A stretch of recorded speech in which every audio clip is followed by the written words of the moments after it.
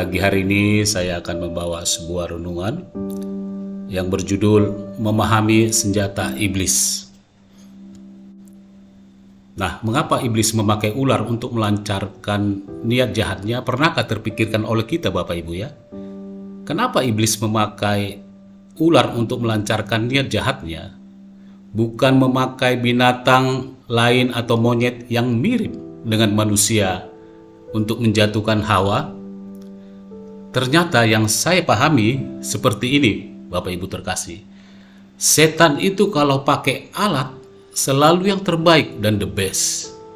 Bukan KW-KW 2, KW 3 atau abal-abal ya. Nah, selalu yang dia pakai adalah grade 1. Nanti kita lihat ke belakang. Dan grade 1 itu Tuhan yang memberi penilaian, Bapak Ibu, bukan iblis. Nah, ini jawabannya. Kita baca Kejadian 3 ayat 1, dengan jelas Tuhan memberikan penilaian kepada alat yang dipakai iblis untuk menghancurkan Hawa ya. Kejadian 3 ayat 1 berkata demikian. Adapun ular adalah binatang yang paling cerdik dari segala binatang di darat yang dijadikan oleh Tuhan. Perhatikan Bapak Ibu terkasih bahwa Tuhanlah yang memberikan penilaian bahwa ular adalah binatang paling cerdik dari segala binatang di darat. Nah, iblis pakai ular ini grade 1. Dia tahu ular adalah binatang yang cerdik atas penilaian Tuhan. Iblis pakai ciptaan Tuhan sebagai senjatanya. Setelah selesai iblis melaksanakan rencana jahatnya, iblis tidak memakai ular lagi, Bapak Ibu ya. Pernahkah terpikirkan bagi kita mengapa iblis memakai ular sebagai senjata sekali buang ya? Artinya sekali pakai ya buang, tidak pakai lagi.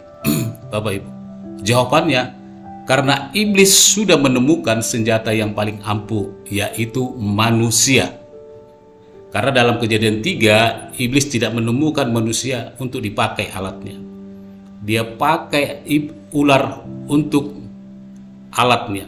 Tapi dia tidak pakai ular lagi, dia pakai ular hanya alat sekali buang. Karena pada saat itu dia tidak menemukan manusia untuk dipakai alatnya. Tapi ketika manusia bertambah banyak, maka iblis menemukan alatnya. Ya. Manusia adalah ciptaan Allah yang tertinggi di antara seluruh makhluk yang ada di muka bumi ini. Nah, ini Bapak Ibu yang kita harus pahami, bahwa iblis mau pakai manusia. Yang the best pada saat itu adalah ular, Bapak Ibu terkasih. Ternyata ular sudah dikalahkan oleh manusia. Kita tahu bahwa tidak ada satupun ular yang tidak bisa dikalahkan oleh manusia. Ular apapun di muka bumi ini, Tuhan selalu manusia bisa kalahkan. Oleh sebab itu kita akan belajar ada dua senjata iblis yang tidak dikenali oleh manusia, maksud saya ya. Ada dua senjata iblis yang tidak dikenali manusia. Seringkali kita mendengar senjata iblis itu adalah tipu muslihat ya.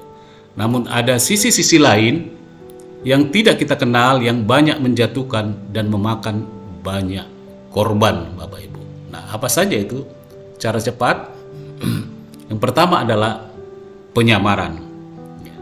Kita tahu dalam Korintus 11 ayat 4, Paulus menulis di situ, hal itu tidak usah mengherankan sebab iblis pun menyamar sebagai malaikat terang.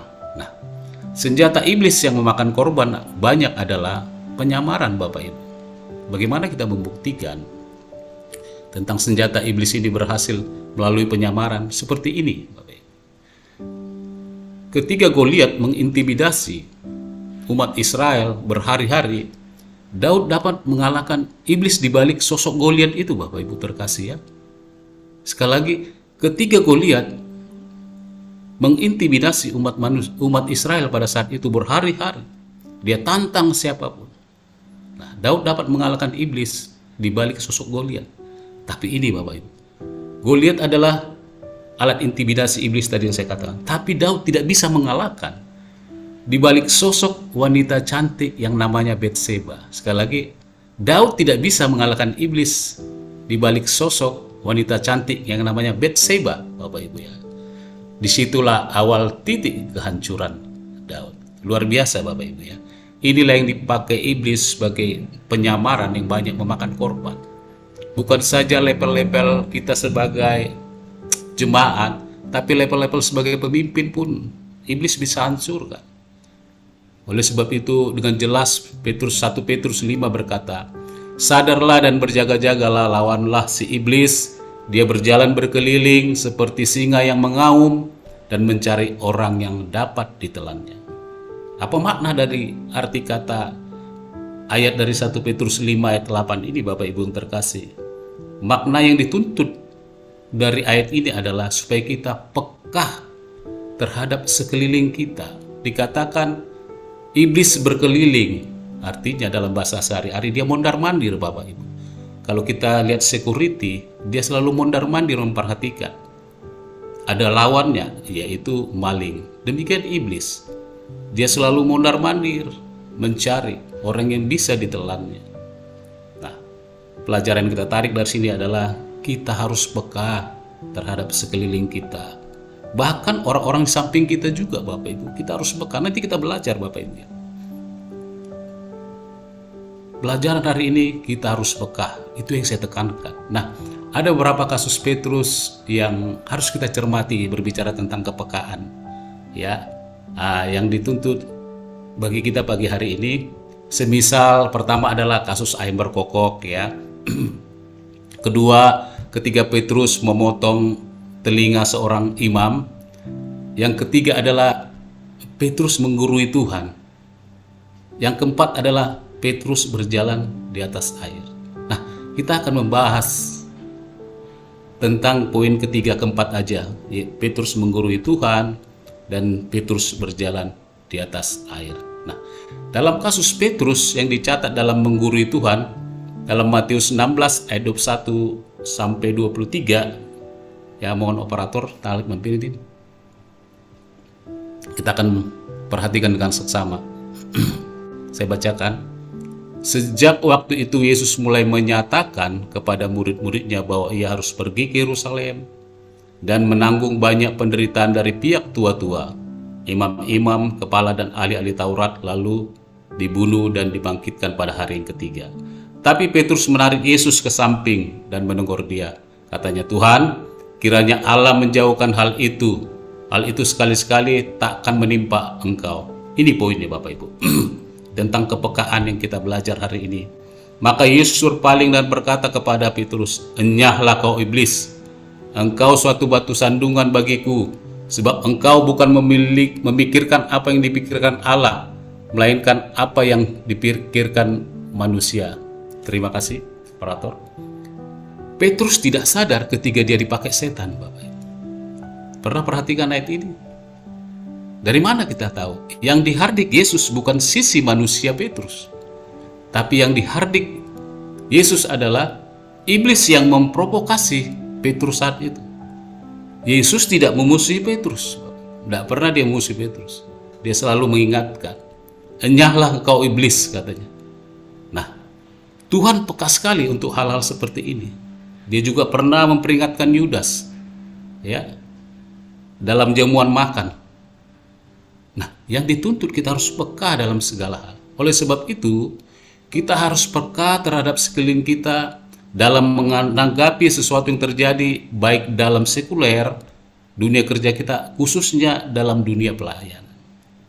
Kalau kita tidak peka, Bapak Ibu, terhadap penyamaran iblis, maka iblis akan memakan banyak korban dari pelayan-pelayan Tuhan, khususnya dalam gereja Tuhan. Oleh sebab itu, jangan pernah terpancing. Ada kalanya setan bekerja lewat perasaan kita, pikiran kita, untuk kita menjadi target berikutnya, dan kita harus peka.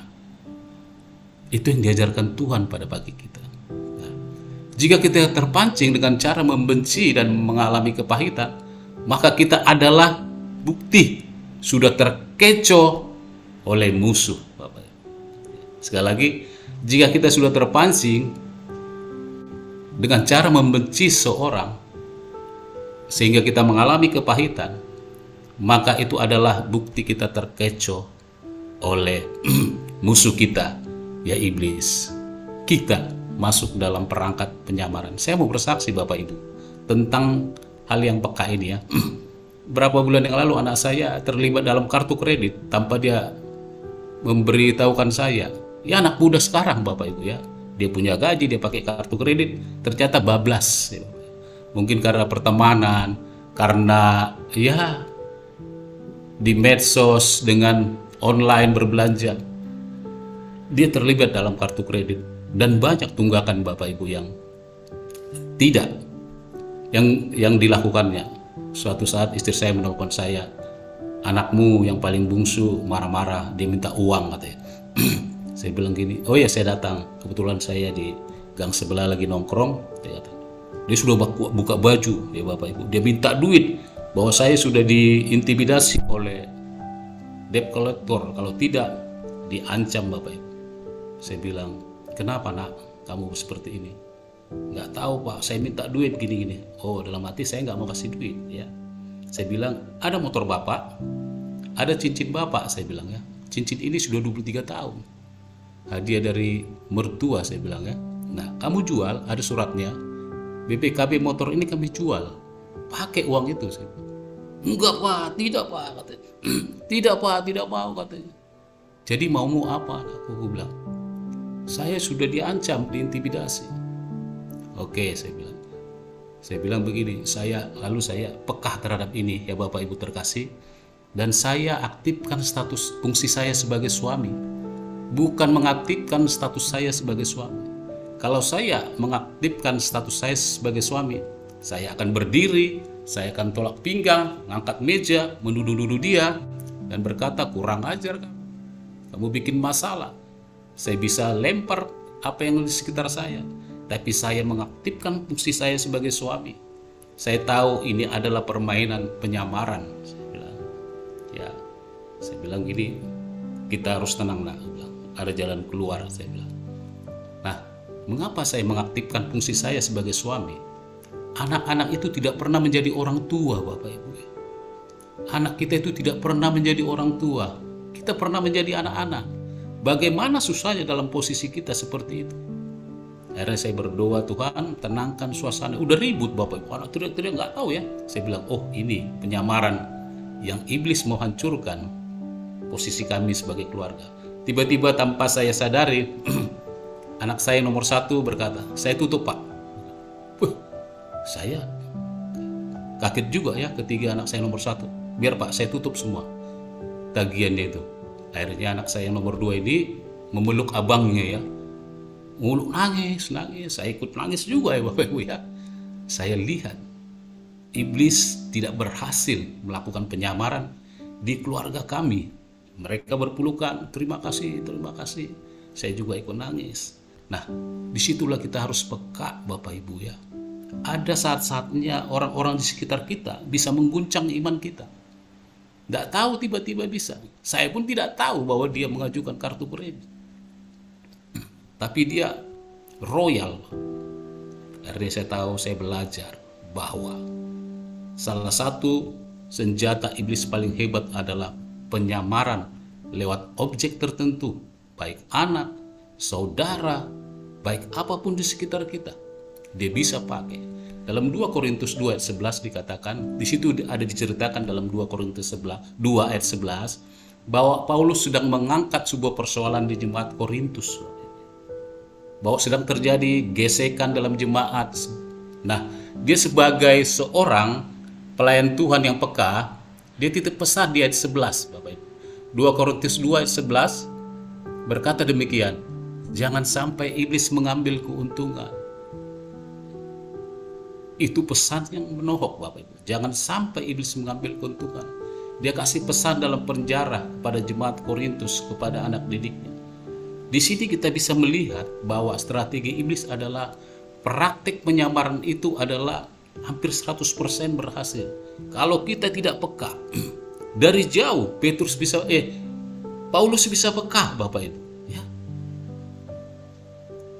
Hebat sekali hamba Tuhan ini. Dia bisa peka ketika ada memberitakan terjadi gesekan di jemaat Korintus. Nah, kita sebagai pelayan-pelayan Tuhan, mari kita jangan terfokus kepada masalah Bapak Ibu. Jika terjadi suatu masalah, tapi marilah kita fokus terhadap solusi. Solusi yang paling bagus untuk kita bisa keluar dari persoalan adalah peka dulu Bapak ya. Peka terhadap permasalahan itu. Apa maksudnya?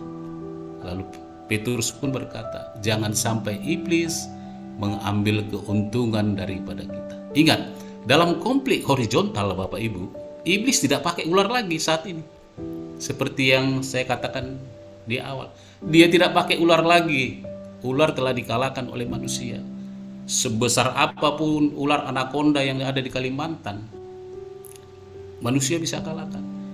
Tapi iblis sudah ketemu dengan alat yang namanya manusia untuk jatuhkan kita.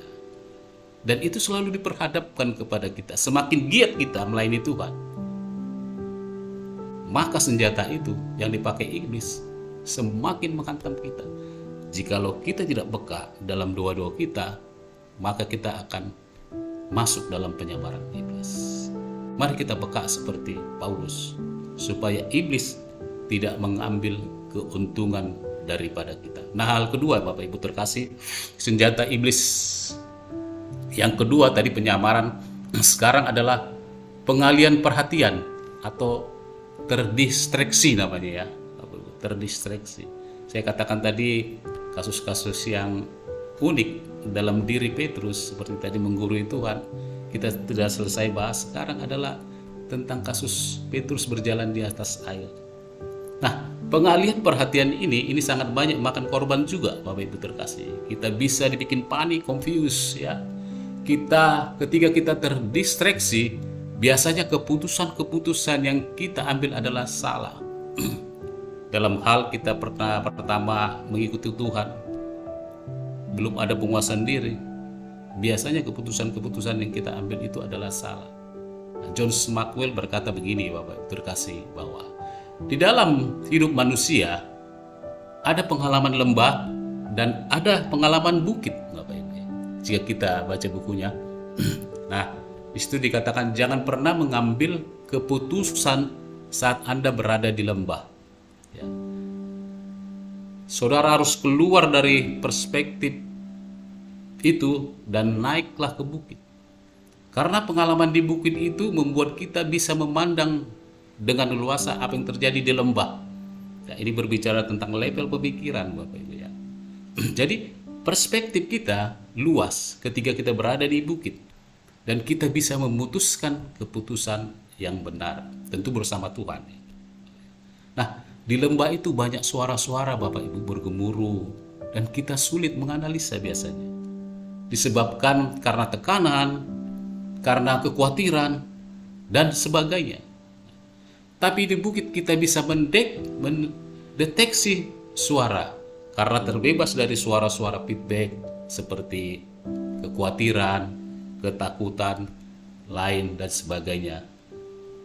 Oleh sebab itu, mari kita selalu berada di bukit. Artinya, kerangka berpikir kita dalam menyelesaikan persoalan itu harus yang namanya kerangka berpikir yang dewasa, Bapak Ibu. Artinya, kita bisa melihat dari sudut pandang manapun bahwa apa yang kita putuskan jika kita hidup bersama Tuhan itu selalu keputusan yang benar. Nanti kita belajar. Saya membaca sebuah buku John Memires namanya Bapak Ibu ya. Buku John Memires judulnya adalah Membuka Kedok Iblis. Nah, dikatakan dalam buku itu begini, bahwa ciri-ciri suara Tuhan adalah menenangkan pertama, tapi ciri-ciri suara musuh kita adalah intimidasi selalu. Nah, orang yang tenang itu selalu berada di bukit. Dia bisa menguasai keadaan. Yang kedua, di dalam buku itu dikatakan John Memires ya, ciri-ciri suara Tuhan yang kedua adalah dia menghibur ya. Musuh kita membuat kita khawatir. Yang ketiga, banyak sebenarnya Bapak Ibu ya. Yang ketiga adalah menginsafkan kita. Nah, lawan kita membuat kita tertuduh dan terdakwa. Akhirnya kita frustasi, pikiran kita diprovokasi, akhirnya kita mengambil sikap yang salah, bisa menyakiti orang, bisa bertengkar, akhirnya kita bisa membunuh. Itu adalah tingkat klimaksnya. Ya, lebih jauh dia berkata begini, Bapak Ibu terkasih, bahwa kenalilah suara yang Anda dengar. Karena jika Anda terbiasa mendengar suara yang memimpin Anda kepada damai sejahtera, maka itu adalah suara yang paling benar. Tentu suara itu suara apa? Suara Tuhan, Bapak Ibu. Dengan cara bagaimana? Dengan pembacaan firman Tuhan setiap hari. Maka suara-suara yang benar itu akan selalu datang kepada kita. Dan itu adalah realita, Bapak Ibu. Ketika firman masuk ke dalam kita setiap hari, maka suara-suara kebenaran yang mendatangkan damai sejahtera akan memimpin kita, sehingga kita berada selalu di bukit. Kita bisa melihat ke lembah bahwa kita bisa mengatasi, Bapak Ibu ya. Ketika kita di bukit, orang memanjat biasanya untuk melawan kita. Kita bisa jatuhkan dia lewat batu atau lewat panah dengan senjata dalam hal berperang.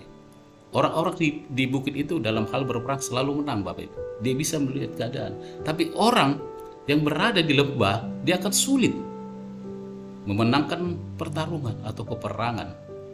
Nah, sekarang kita masuk kepada kasus kedua dalam kasus Petrus dalam Matius 14 ayat 16 sampai 21 ya Bapak Ibu terkasih.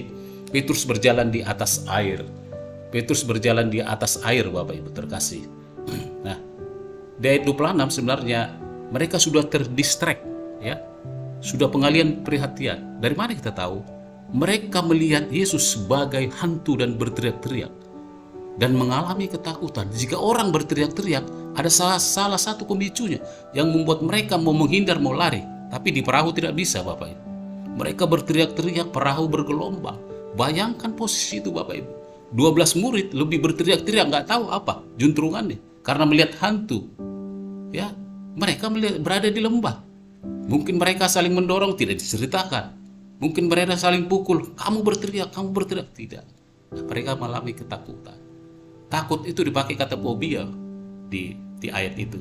Dalam Kamus Besar Bahasa Indonesia, fobia adalah perasaan takut berlebihan yang dirasakan seorang terhadap situasi dan objek tertentu, yaitu pengalihan perhatian. Apa yang mengalihkan perhatian mereka? Yaitu tiupan angin, ya. Tiupan angin di sekitar itu, deru suara angin, mungkin gelap gulita dan sebagainya. Nah, langkah pertama di ayat 28 sebenarnya Petrus itu oke banget jalannya, Bapak Ibu ya. Oke banget dia, percaya banget. Dia masih berada di bukit pemikirannya. Lalu dia berkata, Tuhan, jika itu engkau suruhlah aku datang. Nah, ayat 29 kata Yesus pada, datanglah nak. Ya, saya tambahin saja ya. Datanglah Pet atau apa. Nah, Yesus hendak mengalihkan perhatian Petrus supaya dia jangan terdistract oleh sekelilingnya, oleh teman-temannya yang ketakutan, yang melihat hantu, supaya Yesus tetap fokus dalam hal itu. Nah, kata datang ini mengandung kata damai sejahtera, Bapak Ibu, membuat Petrus tenang. Lalu apa yang terjadi?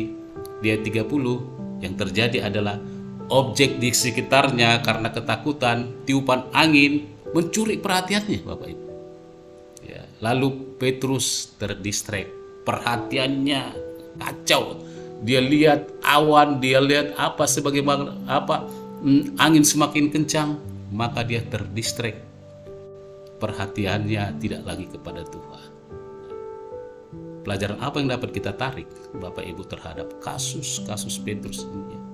Bahwa begini, Bapak Ibu, siapa yang kita pikirkan, siapa yang mencuri perhatian kita, dia akan memimpin kita. Petrus terdistract, dia angin dan badai dan gelombang mencuri perhatiannya. Dia tidak fokus kepada Tuhan, para Yesus. Padahal Tuhan berkata, datanglah supaya dia fokus. Tapi dia terdistract perhatiannya sehingga dia jatuh dan tenggelam. Sebenarnya kalau kita perhatikan, jarak Yesus sama Petrus itu cuma setangan lah ya. Karena dikatakan dia itu, lalu Tuhan mengulurkan tangannya, berarti hanya sebatas jangkauan tangan. Sebenarnya Petrus sudah mau nyampe, tapi karena perhatiannya terdistract oleh tiupan angin, maka dia tenggelam. Oleh sebab itu, ini adalah salah satu senjata iblis, andalan iblis. Siapa yang kita perhatikan atau mencuri perhatian kita, dialah yang akan memimpin kita. Nah, mata yang tertuju kepada Petrus itu adalah powerful, Bapak Ibu ya. Jika kita fokus pada setan, tidak fokus kepada Yesus atau sama Tuhan, maka kita akan terdistract. Karena setan adalah opposite atau oposisi buat Tuhan. Dia tetap berada di dalam oposisi Tuhan. Dia selalu melawan, tidak setuju dengan perbuatan Tuhan. Oleh sebab itu, Bapak Ibu terkasih, pentingnya mata kita tertuju kepada Kristus, maka kita akan dipimpinnya sehingga kita tidak terdistract oleh Bapak Ibu. Oleh sebab itu, Bapak Ibu, pahamilah tentang senjata andalan setan supaya kita jangan terkecoh dengan berbagai penyamaran pertama dan pengalian perhatian, dan berusaha dengan tenang, Bapak Ibu. Berusaha peka, minta kekuatan dari Tuhan untuk tetap berfokus kepada Yesus. Ada pelajaran Petrus, dia terdistract oleh masalah di sampingnya. Sebenarnya kekuatannya, sebenarnya relnya sudah ada, tapi dia selalu melihat ke kiri. Mari kita fokus kepada Tuhan, sehingga dia memimpin kita ke dalam kebenarannya, yaitu damai sejahtera yang melampaui segala akal manusia. Tuhan memberkati kita, Bapak Ibu.